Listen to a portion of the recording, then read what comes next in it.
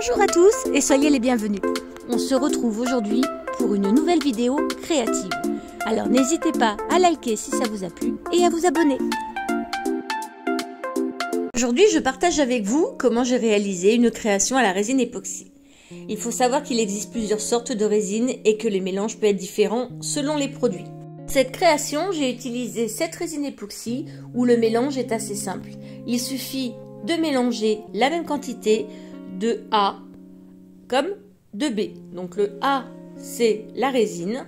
Donc j'ai pris une balance pour pouvoir peser la même quantité. Voilà. Et ensuite, j'ai mis du B, donc c'est du durcisseur. Et encore une fois, pour ce produit-là, il suffit de mélanger les deux à quantité égale. Pour faire mon mélange, je prends des gobelets en carton. Donc je vous rassure, ce sont des gobelets que je recycle, que je récupère, qu'au moins ils sont utilisés minimum 2 fois. Et je fais le mélange, donc c'est-à-dire je transverse les deux produits, le durcissant et la résine, dans le même gobelet.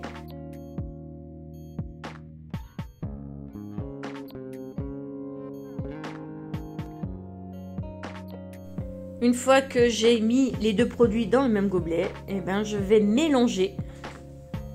Donc je vais touiller énergiquement les deux produits ensemble pendant quelques minutes. Je profite de ce temps de mélange pour vous remercier pour tous vos messages et m'excuser pour cette absence qui a été relativement longue, mais normalement maintenant je suis de retour. Une fois que le mélange est bien fait, il faut attendre au moins 5 minutes pour que la résine se repose et que les bulles remontent à la surface. Pour cette création, j'avais envie d'utiliser deux couleurs différentes, du rose et du violet. Donc j'ai pris un nouveau gobelet, 2 plus précisément, et j'ai séparé ma résine en 2. Avant de continuer, je voulais vous présenter toutes mes excuses puisque le cadrage est vraiment horrible. Mais je pense que j'ai compris comment faire pour l'améliorer et j'espère que les prochaines vidéos vous donneront toute satisfaction. Allez, on continue.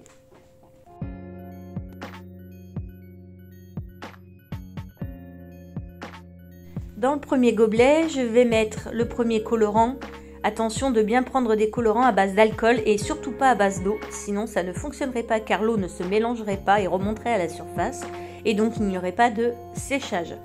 Donc là je prends ma première couleur qui est du rose, un peu flashy je vous l'avoue, et rebelote, on mélange énergiquement et pareil on attend 5 minutes que les bulles remontent.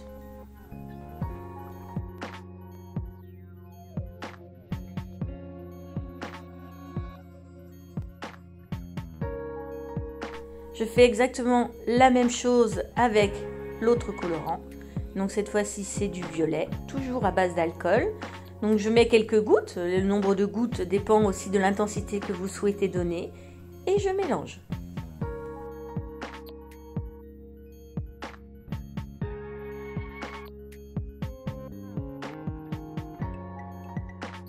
Maintenant que mes deux couleurs sont prêtes, j'avais envie de rajouter un petit peu de brillant. Donc j'ai utilisé du foil. Donc ce sont des petites pétales très fines, pas forcément faciles à utiliser et j'en mets un petit peu dans les deux contenants. La quantité est un petit peu aléatoire et après on mélange. Donc bien mélanger pour que le foil se mélange avec la couleur et la résine. Et je fais la même chose pour les deux contenants. Attention, en prenant bien sûr 2 bâtons totalement différents pour ne pas mélanger dans le même produit les couleurs.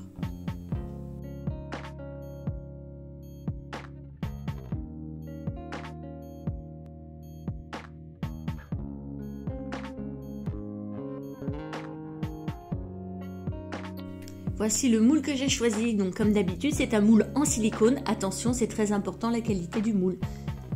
Pour faire un effet irisé, j'ai utilisé de la poudre de mica. Alors c'est de la poudre qui est scintillante, brillante et que je vais mettre à l'aide d'un pinceau au fond de mon moule, bien en mettant sur tous les côtés et tous les petits trous qu'il peut y avoir pour laisser un effet brillant, irisé.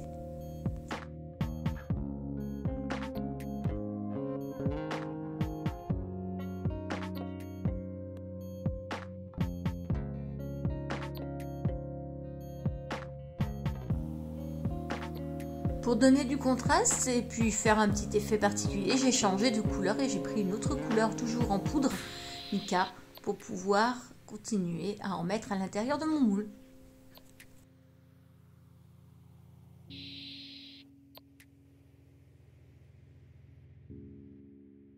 Et comme j'avais l'impression que ce n'était pas assez, et ben j'en rajoute.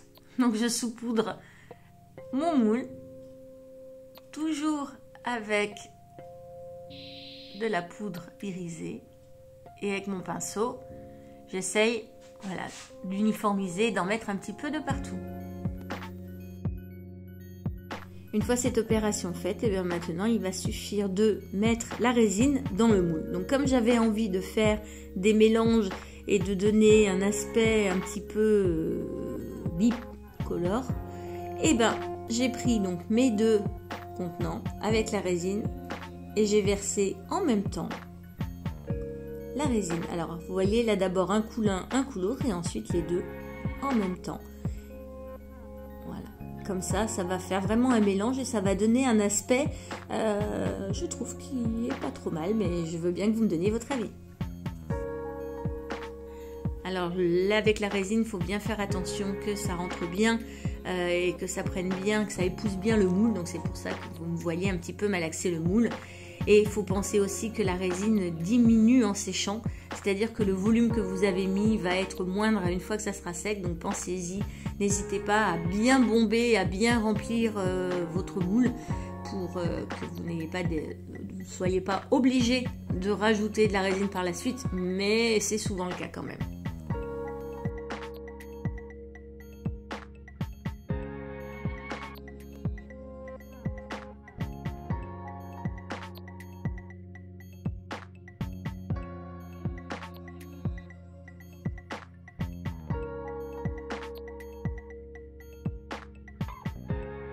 Pour moi, le plus gros problème de la résine époxy, c'est qu'il faut attendre au moins 24 heures.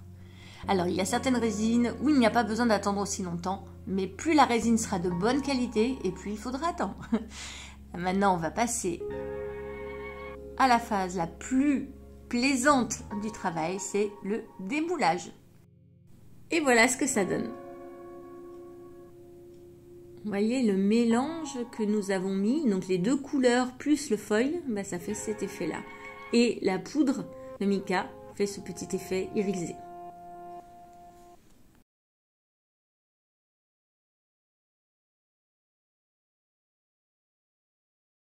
Et voilà.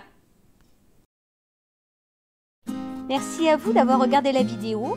Si ça vous a plu, n'hésitez pas à mettre un petit pouce en l'air et à vous abonner si ce n'est pas déjà fait. Et on se retrouve très bientôt pour de nouvelles créations.